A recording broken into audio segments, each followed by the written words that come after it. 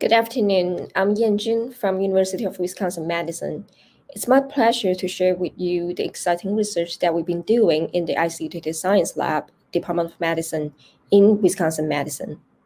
So the talk I'm giving today, it's about language tasks in clinical natural language processing, where we are and what's next. This talk will cover a scoping review of all the existing publicly available clinical NLP tasks, as well as some interesting direction that we've been taking that hopefully will help the field to grow. So now let's begin.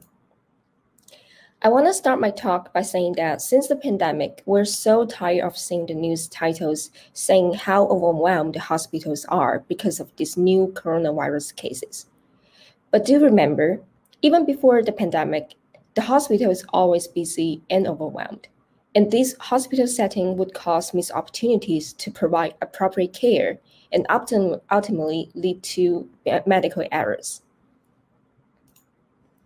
When a patient is sent to the hospital, they are taken care of by a multidisciplinary team, and they are using electronic health records to document the daily progress of the patients. The EHR system is designed to provide efficient cares for both patients as well as the healthcare providers. However, there are also some research papers and news titles have been saying how much this EHR could cause medical errors because of the burnout. In other words, EHR sometimes is really long and complex and makes the information retrieval or will cover some really important information that will lead to appropriate care.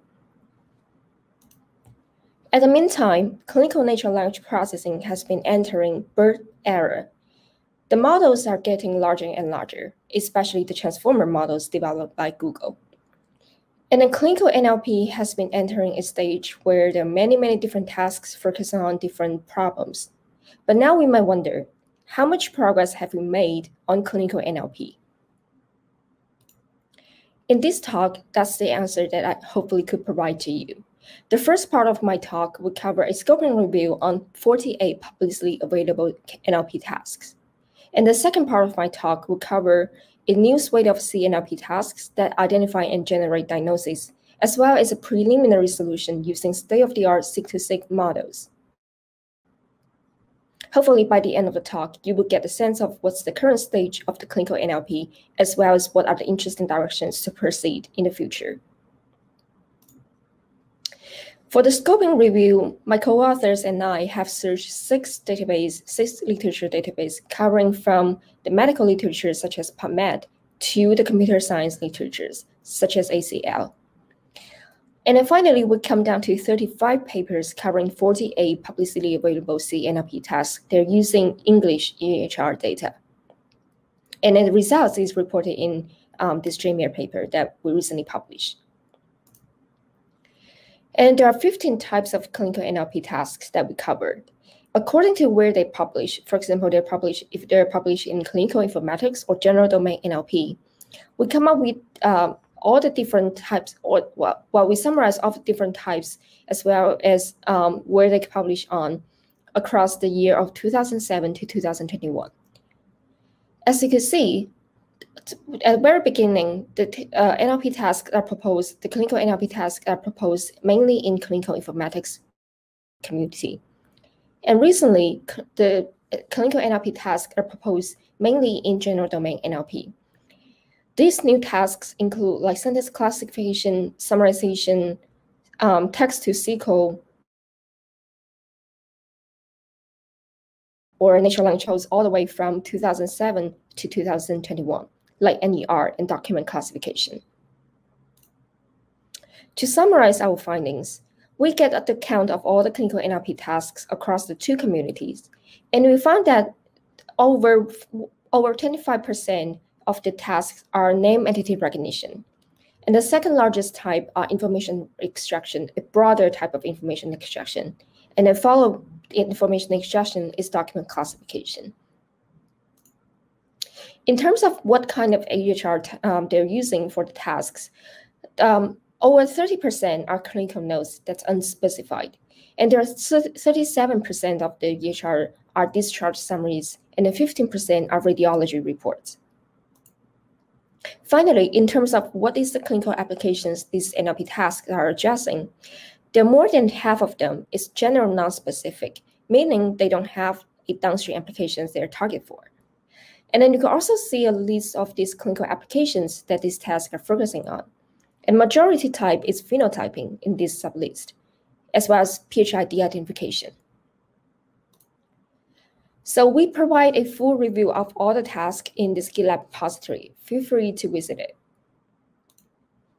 To summarize our scope and review, we found that most clinical NLP tasks are feature extraction based, and they're not specific to any clinical applications. Remember, there are over 50% of them are not general non-specific. And most of them is based on discharge summaries, which is a type of EHR after the patient's visit. So if we want to develop the medical AI that could really help physicians or healthcare providers to make decisions, we need to address clinical applications such as clinical decision support. In particular, we want a clinical NLP task that could generate the diagnosis. To fill the gap, we propose a new suite of clinical NLP tasks called Progress Note Understanding, with the aim to develop clinical NLP models for clinical decision support. So the Progress Note Understanding covers three major NLP areas. The first area is clinical text understanding, and then reasoning, knowledge representation. Finally, and the hardest, is summarization, which is the text abstraction and generation. So this new Swift type has these following characteristics. First, it's critical care emphasis, because we are based on the daily progress note, a special type of EHR that actually emphasizing or keeping track of the patient's progress on a daily basis. And then we are the motivation of these ways of task is coming from the real-world problems, which are the tasks developed by physicians.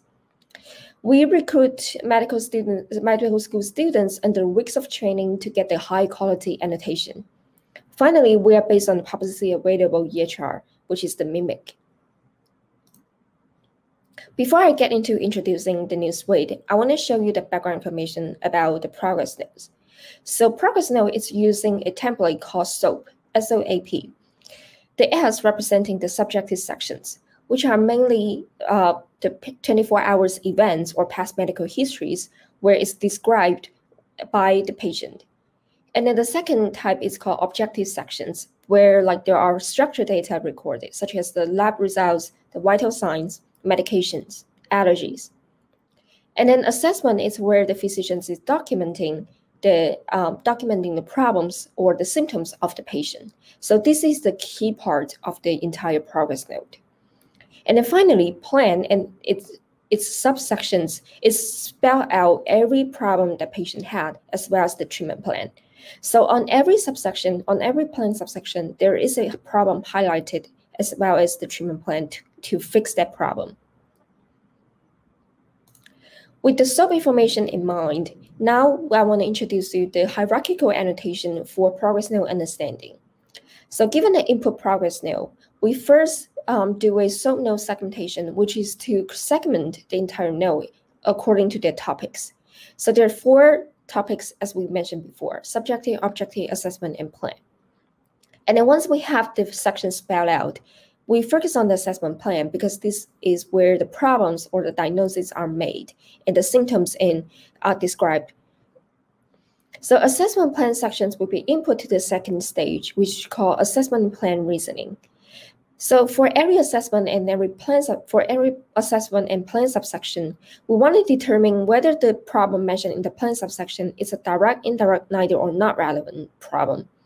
When it's a direct problem, it means that the problem mentioned in the plan subsection is the main reason why the patient came to the hospital for. That's why we need to pay special attention to. When it's indirect problem, it means that it's not the main problem that the patient came to the hospital, but could potentially caused by the main problems, such as subsequent or secondary problems.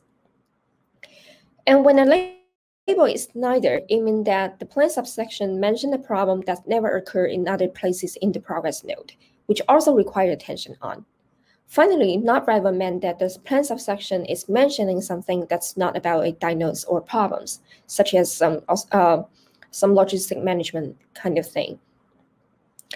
Once we had done the annotation for the second stage, we can move on to the third stage, which is called the problem diagnosis summarization. So on this stage, we're taking all the plans of section marked by direct and indirect as input. This means that these problems that mentioned in the plan subsections are the ones that we need to take care of, whether they are the main problems or their subsequent or secondary problems. And then the third stage, we're formulating the entire problem as given the assessment and then the subjective and objective, we want to summarize what's the patient's. So that's why we have the direct problem summarization as well as the indirect problem summarization. After introducing the hierarchical annotation of the progress note, this new suite of tasks, I want to pay special attention to the task 3, the diagnosis summarization, because this task is directly associated with a clinical application that could use at the bedside. As I mentioned earlier, when a patient came to the hospital, it's taken care of by a multidisciplinary team. So sometimes these documents, this progress note, get really long. For example, when the patient's situation gets worse and worse. So there are many information that's hidden inside this really messy note. So we want to develop an application that could actually quickly scan through the entire progress note and summarize what's the patient's problem for the healthcare providers or for physicians. And we want it to be an end-to-end system so that it could provide efficient information retrieval for these physicians at the bedside. So that's the setup, that's the motivation of this task. Summarizing patient's problem from progress note is naturally a multi-document, multimodality summarization task because in the progress note, we have the structured text, such as vital signs, lab results, as well as the unstructured text, like 24 hours events or assessment. But we take the task as a single document, single progress note summarization, single modality, because this is the starting point to approach this problem. We are evaluating two state-of-the-art seq-to-seq models that based on transformer architecture. The first one is called T5.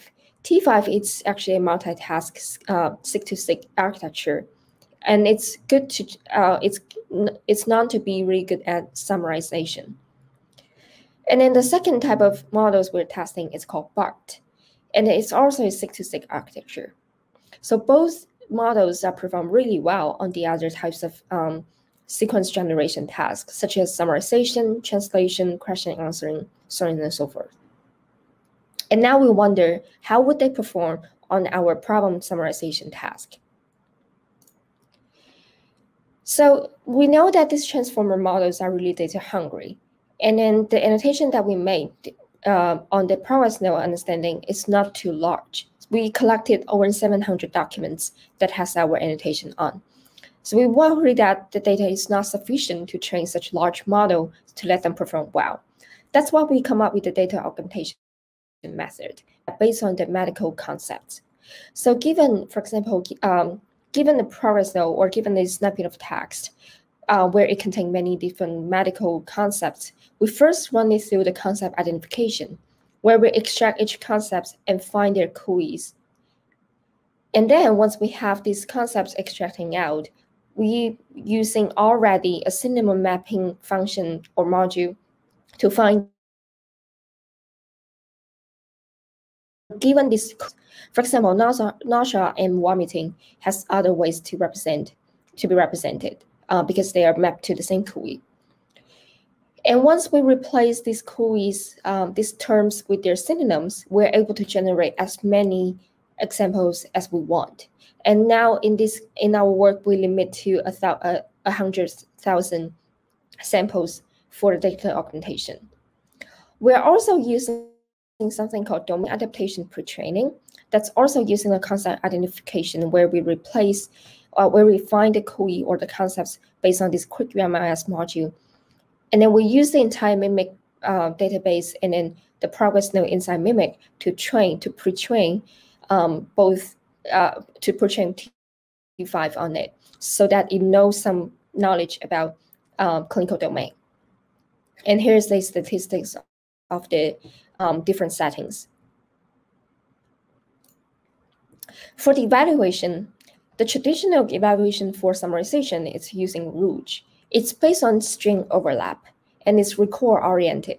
So the formula of the Rouge is shown here. It's based on the n-gram matching between the ground truth string and then the prediction string.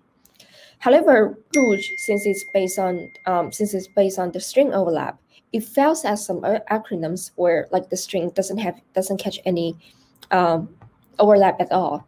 For example, alcohol, the synonyms for alcohol is ETOH. So if you run Rouge on alcohol and then where the ground truth is ETOH, it will consider it as a miss because Rouge cannot catch this mapping. To fix that, we move on to the second type of evaluation, which is called BERT score. So BERT score is based on the maximized pairwise cosine similarity between the word embeddings. So given a reference input, which is the ground truth, and then the candidate is the predicted, we first generate the contextualized embeddings for each word on these pairs. And then we find the maximum pairwise cosine similarity between word embeddings. And then finally, to compute importance weighting scores from this matching. Here, we're using ZBERT, a state-of-the-art biomedical entity representation, as our word embeddings. So in the next slides, where I'm going to show you the results of these experiments, I will show you both Rouge scores and BERT scores. I will also show you two other metrics that we're using, but we are not consider them as the main results. So one is the cosine similarity between the separate embeddings. The other is the QE accuracy, where we turn all the text in the prediction and the reference into a list of QEs and measure their F1 score. These two metrics are not considered as the main metrics. We only consider Rouge and BERT score as the main evaluation because the other two metrics we propose is not through a human evaluation yet. Okay, so now I want to show you the first set of results, which is fine-tuning T5 and BART on just the task without any domain pre-training. As I said, the main results we report is from Rouge score as well as the BERT score. And the sentence similarity as well as the QE is just for reference. For the input setting, we take the assessment as input for the first type of setting. And then the ++ meant that we're using the data computation during fine-tuning. And then sometimes we bring in the subjective sections because subjective sections also contain the problems or like the symptoms that the patient described. So that's why we have the second type of setting called A+Subj. We also bring in the objective sections. However, in our previous work, we showed that this objective sections, like the current T5 models as well as BART model, is not able to handle the objective sections or the structured text. That's why in this table, we did not show any results from including the objective sections. And then when you first glance all over the tables, you can see most of the both texts, which mean the highest scores, are occurring for T5. So in other words, T5 has on average higher performance than BART.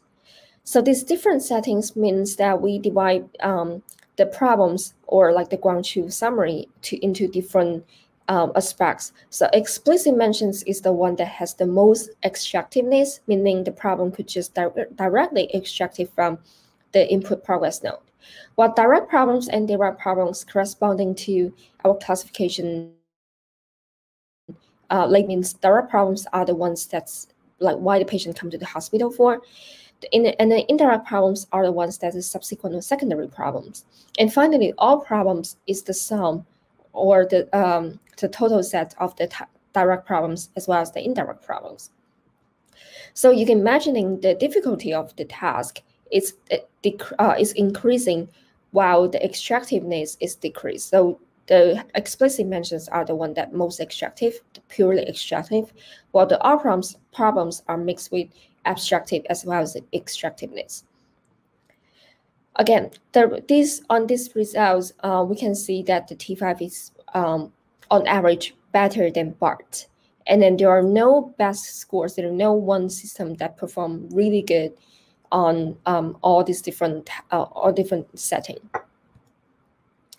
And the next table, the table that I'm showing right now, it's after we continuously train T5 on the mimic dataset, which is we mask out the quiz on the mimic progress node, and then continuously train T5 using the random token masking or random concept masking on the mimic progress node. So you can see that with the DAPT, like the colors, the numbers with the green background means that there is a huge improvement or the highest improvements from these settings. So you can see that there are many different improvements for both token masking policy and concept masking across all settings. And then you can also see that, especially with the concept masking, where like we continuously train the T5 on this mask quiz, you can see that the performance is significant. It's really significant, especially for the BERT score and then the Rouge scores. In other words, we can see that T5 gained a lot of benefits from continuously train on the mimic progress nodes, especially when we are training them in the fashion of this quiz or concept masking. So hopefully now I have presented you a picture of where has the clinical NLP tasks been going and where we should head to. So I want to wrap up my talk by saying that the gap still remains. The clinical NLP task and clinical decision support are still not tightly linked together.